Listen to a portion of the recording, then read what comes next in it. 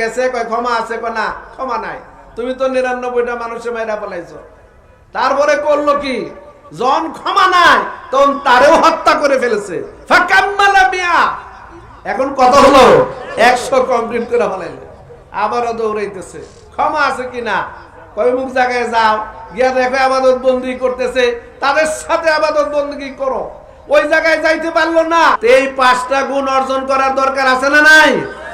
আছে ভাইরা।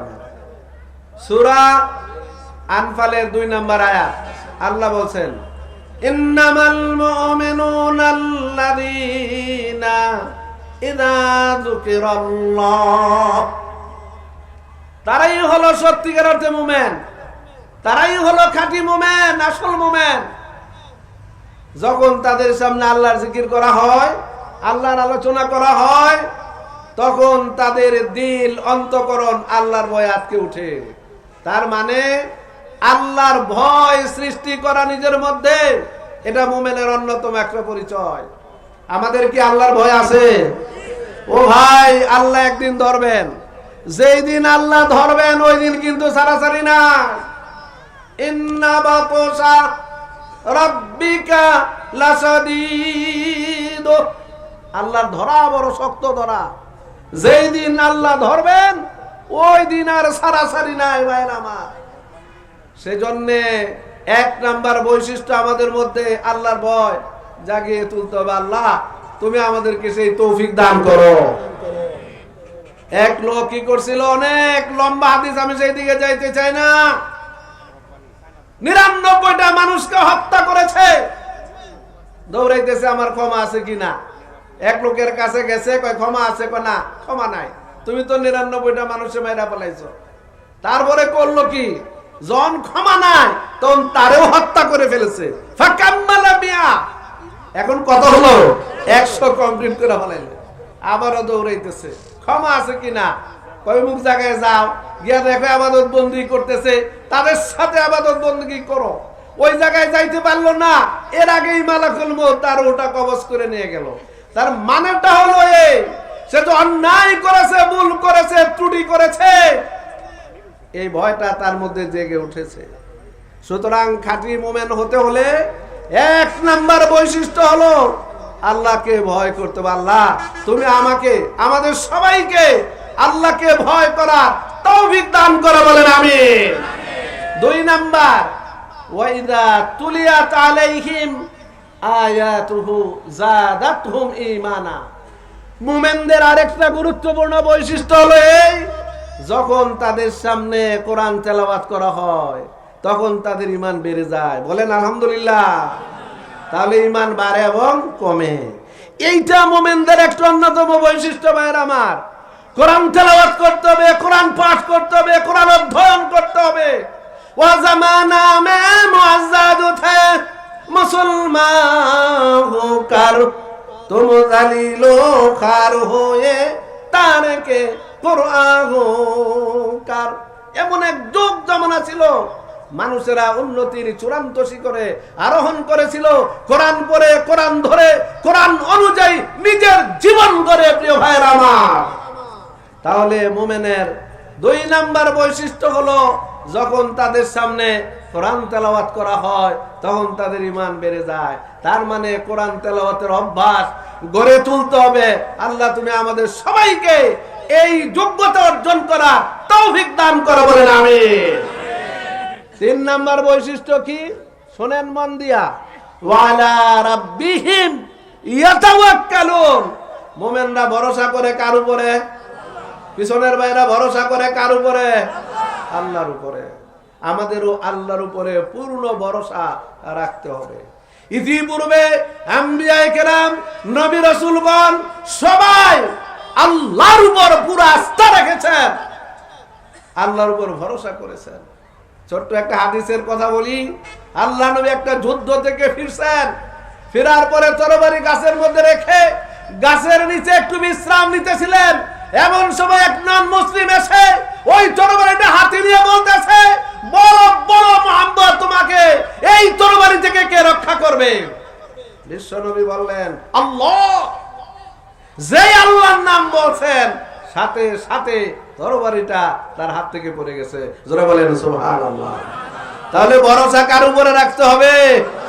ঈমানদারদের অন্যতম বৈশিষ্ট্য হলো তারা আল্লাহর উপর তাওয়াক্কুল করে। ওয়ালা রাব্বিহিম ইয়াতাওয়াক্কালুন। প্রিয় ভাইরা আমার, বলে গেলে চলবে না। মুসা আলাইহিস সালামকে যখন ধাওয়া করলো, ওই লুইত সাগরের কাছে নিয়ে যাওয়া হলো, মুসার সঙ্গী সাথীরা বলতেছে, মুসা কোথায় নিয়ে আসছো?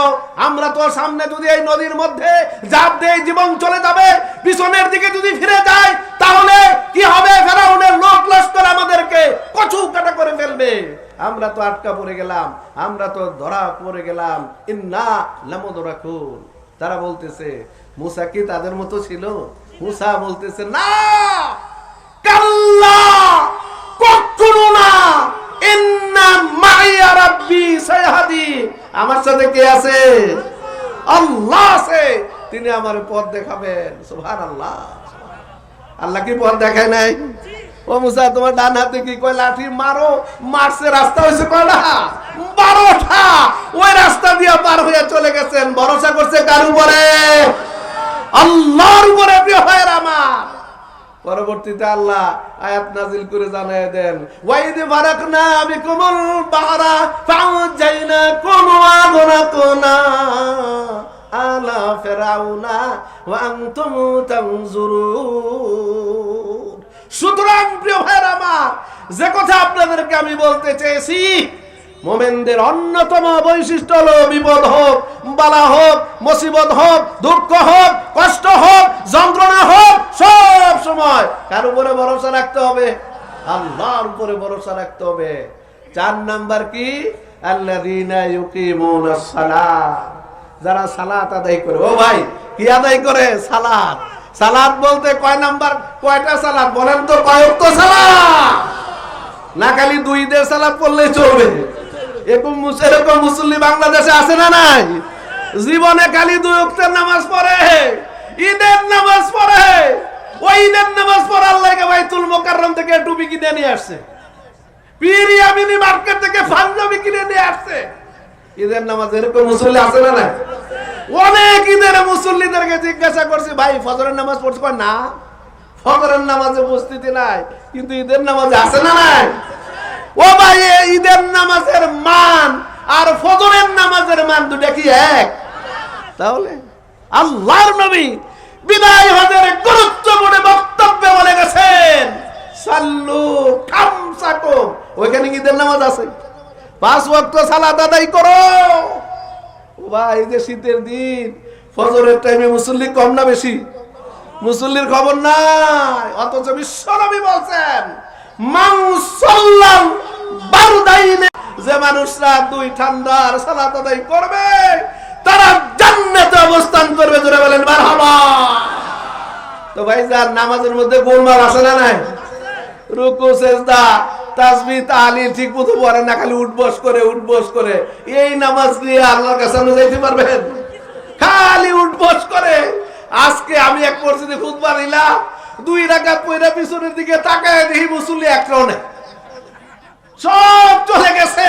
আমার চেহারা বেশি হাফেজ, আমি মাত্র 2 রাকাত পড়তে না পড়তে ওরা ভাইগে গেছে মসজিদ থেকে। আল্লাহু আকবার, এত দ্রুত।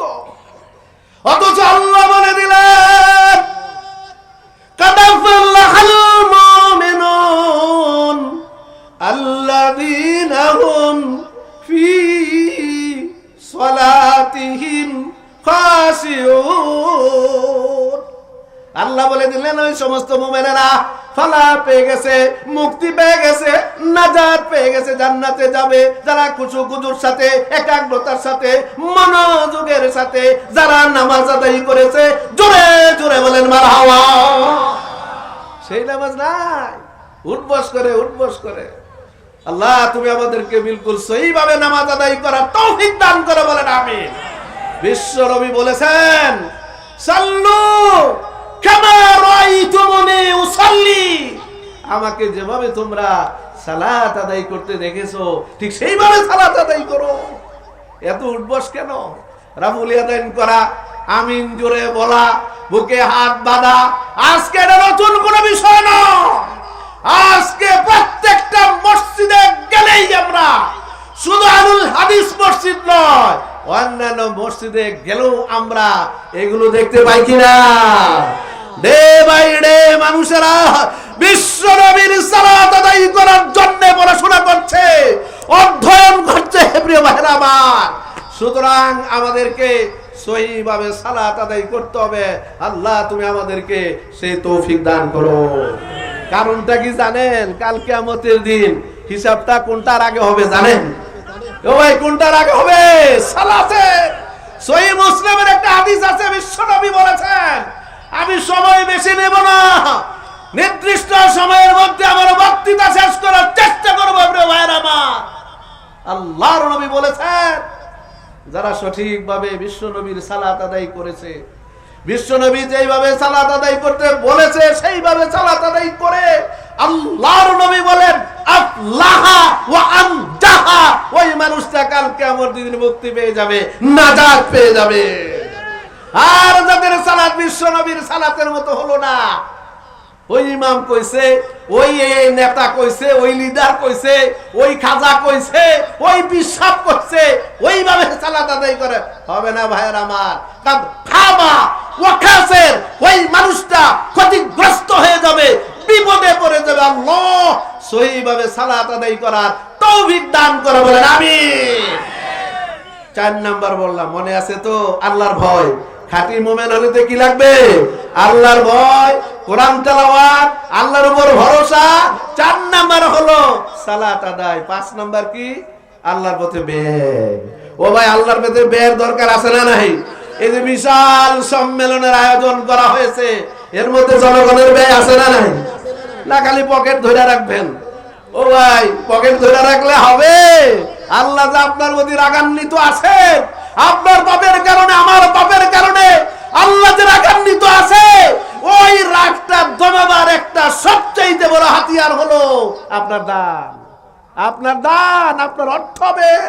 আল্লাহ বলছে ওয়ানফিকু মিম্মা রাযাকনাকুম, আমি যে রিজিক দিয়েছি সেই রিজিক থেকে তোমরা ব্যয় করো। এটা কে বলছে? আল্লাহ বলছে।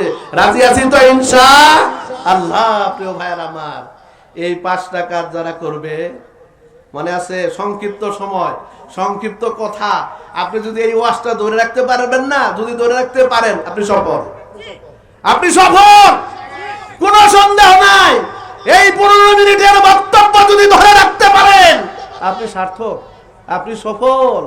আল্লাহর ভয়, আল্লাহর উপর ভরসা, কোরআন তেলাওয়াত, সালাত আদায়, আল্লাহর পথে ব্যয়। আল্লাহ কনক্লুশনে বলেন, উপসংহারে বলেন, উলাইকা হুমুল মুমিনুনা হাক্কা, এরাই হলো সত্যিকার অর্থে মুমিন। আলহামদুলিল্লাহ কোন? এরাই হলো আসল মুমিন, এরাই হলো খাঁটি মুমিন। ভাই, খাঁটি আর খাঁটি ছাড়া আছে না নাই?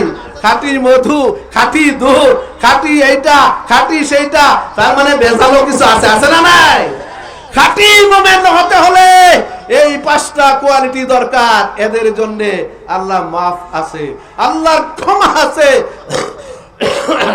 লাহুম মাগফিরাতুন, তাদের জন্য ক্ষমা আছে, মাফ আছে। আল্লাহ অনেক পাপ এমনিতেই মাফ করে দেন। জোরে বলেন আলহামদুলিল্লাহ।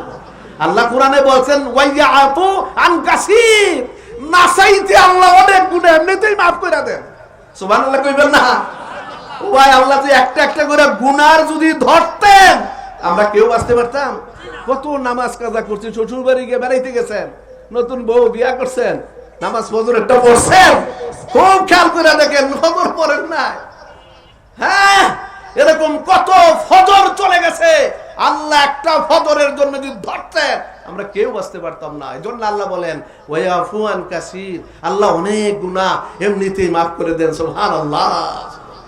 এদের জন্য আল্লাহ ক্ষমা রাখছেন, উজরত রাখছেন, রিজকুন কারীম রাখছেন, সম্মানের খাবার রাখছেন। জোরে বলেন মারহাবা। মরে গেলে ওই যে লোকটার আমরা কবরে রিয়াক্স নিয়ে আসি না, কবরে রেখে আসি না ভাইজান, শেষ। কবরে রেখে আসি না, কেউ সাথে যায়? কবরের মধ্যে রেখে আসলেন, বিসমিল্লাহ আলা মিল্লাতে রাসূলিল্লাহ, নাকি? বিসমিল্লাহ আলা সুন্নাতে রাসূলিল্লাহ। আগে কিন্তু রাসূলের সুন্নতের খবর নাই, খালি ইমাম সাহেবের পিছনে দৌড়াদৌড়ি। এখন মরছে, এখন কয় বিসমিল্লাহ আলা মিল্লাতে রাসূলিল্লাহ, রাসূলের নৌকায় উঠাই দিলেন। এখন অন্য নৌকা লিয়া দৌড়াদৌড়ি করলেন, রাসূলের নৌকায় আসলেন না, মরলে পরে রাসূলের নৌকায় উঠাইলেন। রাসূল কি আপনারা নিবে? জিন্দা অবস্থায় রাসূলের নৌকায় আপনাদেরকে আমাদেরকে থাকতে হবে। আল্লাহ তুমি তৌফিক দান করো, জোরে বলেন আমিন। আমার শেষ কথা শুনেন প্রিয় ভাইয়ের, আমার মন দিয়ে শুনেন। ডক্টর আহমদুল্লাহ ত্রিশালী সাহেব বিশিষ্ট বাগবি চলে আসছে, একটা আলহামদুলিল্লাহ কন্যা ভাই।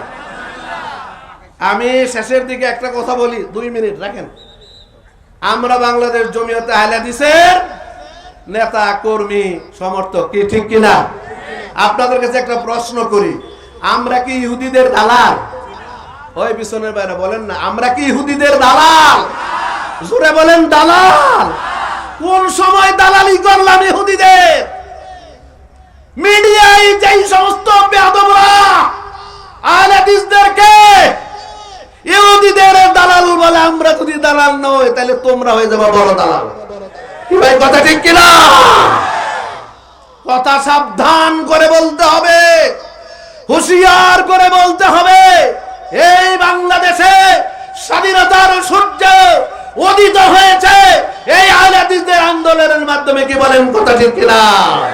ব্রিটিশ বিরোধী আন্দোলনে, ইংরেজদের বিরুদ্ধে আন্দোলনে যারা শাহাদাত বরণ করেছে, গুণে দেখেন, হিসাব করে দেখেন, তারা সবাই আহলে হাদিস গণনার আলেম, আন্দোলনকারী নেতা। কি বলেন কথা ঠিক কিনা?